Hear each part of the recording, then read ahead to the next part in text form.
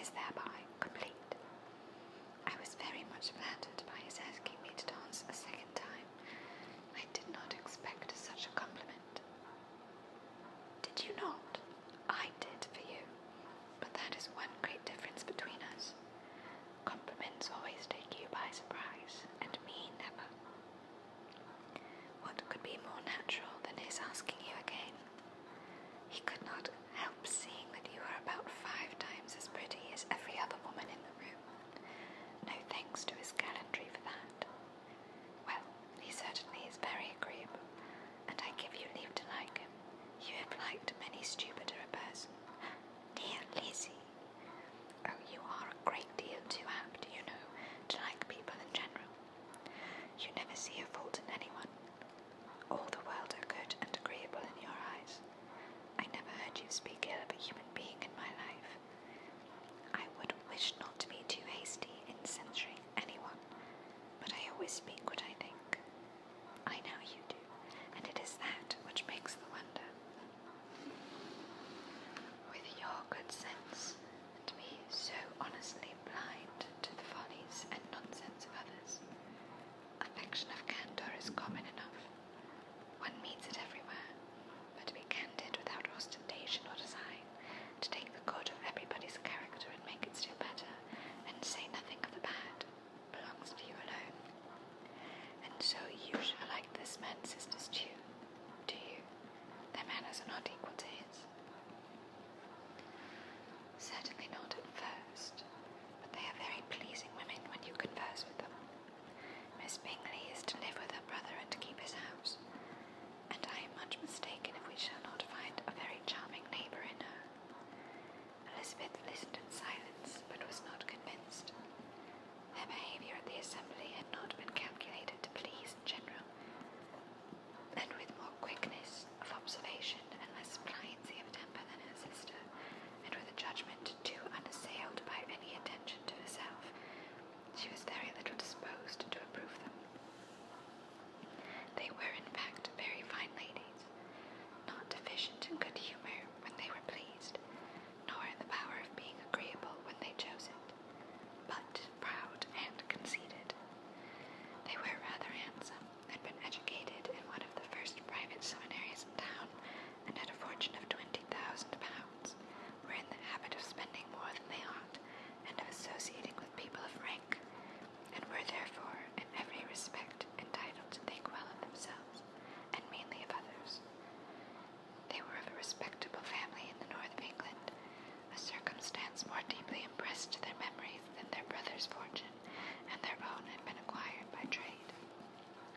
Mr. Bingley inherited property to the amount of nearly £100,000 from his father, who had intended to purchase an estate, but did not live to do it.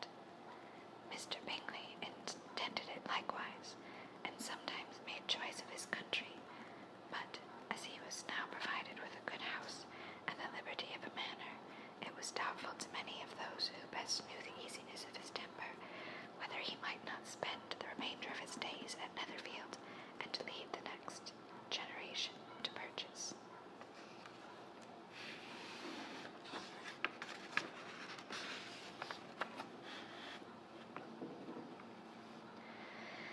His sisters were very anxious for his having an estate of his own, but thought he was now established only as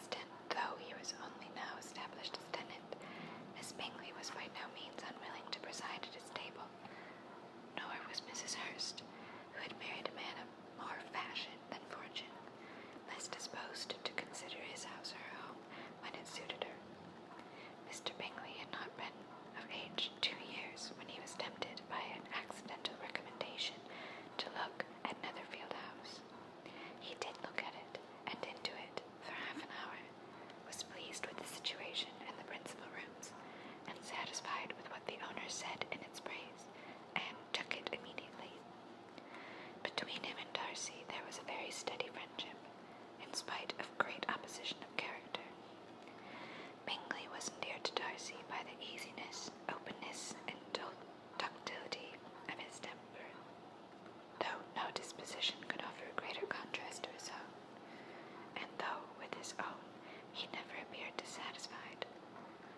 the strength of Darcy's regard, Bingley had the firmest reliance, and of his judgment the highest opinion.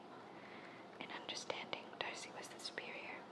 Bingley was by no means deficient, but Darcy was clever.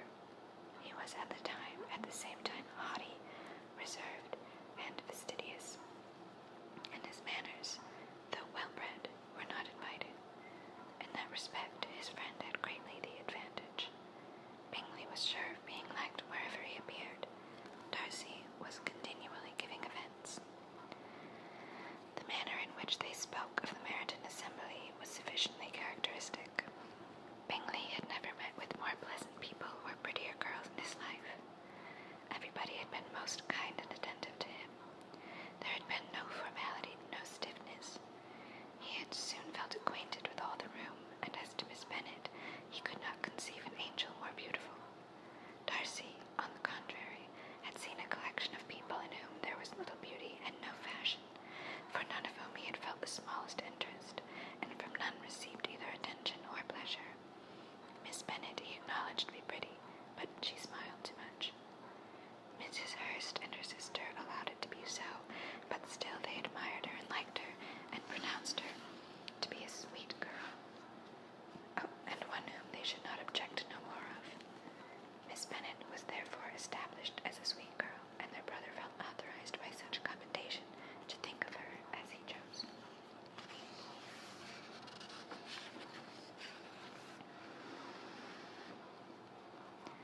Chapter 5. Within a short walk of Longbourn lived a family with whom the Bennets were particularly intimate. Sir William Lucas had been formerly in trade in Meryton, where he had made a tolerable fortune, and risen to the honor of knighthood by an address to the king during his mayoralty.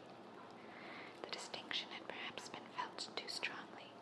It had given him a disgust to his business and to his residence in a small market town, and, quitting them both, he had removed with him his family to a house about a mile from Meryton, denominated from that period Lucas Lodge, where he could think with pleasure of his own importance, and, unshackled by business, occupy himself solely in being civil to all the world.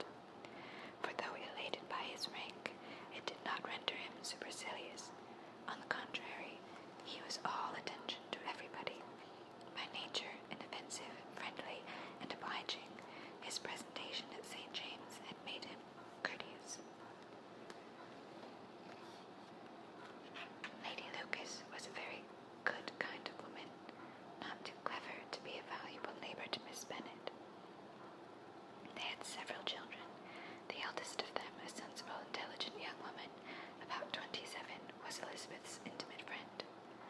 That the Miss Lucases and the Miss Bennets should meet to talk over a ball was absolutely necessary, and the morning after the assembly brought the former to Longbourn to hear and to communicate.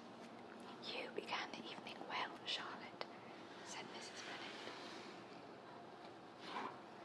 with civil self-command to Miss Lucas. "You were Mr. Bingley's first choice." "Yes, but he seemed to like his second better." "Oh, you mean Jane, I suppose, because he danced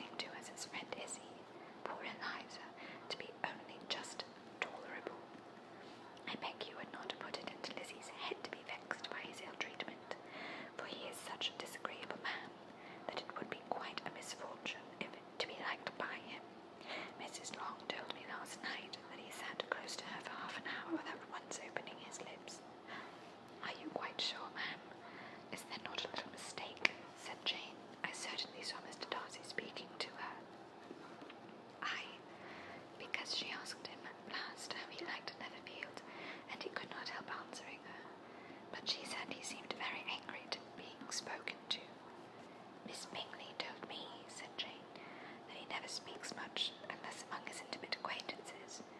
With them he is remarkably agreeable. I do not believe a word of it, my dear. If he had been so very agreeable, he would have talked to Mrs. Long. But I can guess how it was. Everybody said that he is eat up with pride. And I dare say he had heard somehow that Mrs. Long does not keep a carriage, and had come to the ball in a hack chaise. I do not mind his not talking to Miss Long, said Miss Lucas, but I wish he had danced with Eliza. Another time, Lizzie, said her mother, I would not dance with him if I were you. I believe, ma'am, I may safely promise you never to dance with him. His pride, said Miss Lucas, does not offend me so much as pride often does, because there's an excuse for it. One cannot wonder that so very fine a young man, with a family, fortune, everything in his favour, should think highly of himself. If I may so express it, he has a right to be proud. That is very true, replied Elizabeth, and I could easily forgive his pride if he had not mortified mine. Pride, observed Mary, who piqued herself upon the solidity of her affections, is a very common failing, I believe. By all that I have ever read, I am convinced that it is a very common indeed, that human nature is particularly prone to it, and that there are very few of us who do not cherish a feeling of self-complacency on the score of some quality or another, real or imaginary. Vanity and pride are different things, though the words are often used synonymously. A person may be proud without being vain. Pride relates more to our opinion of ourselves, vanity to what we would have others think of us. If I were as rich as Mr. Darcy, cried a young Lucas, who came with his sisters, I should not care how proud I was. I would keep a pack of foxhounds and drink a bottle of wine every day. Then you would drink a great deal more than you ought, said Mrs. Bennet, and if I were to see you at it, I should take away your bottle directly.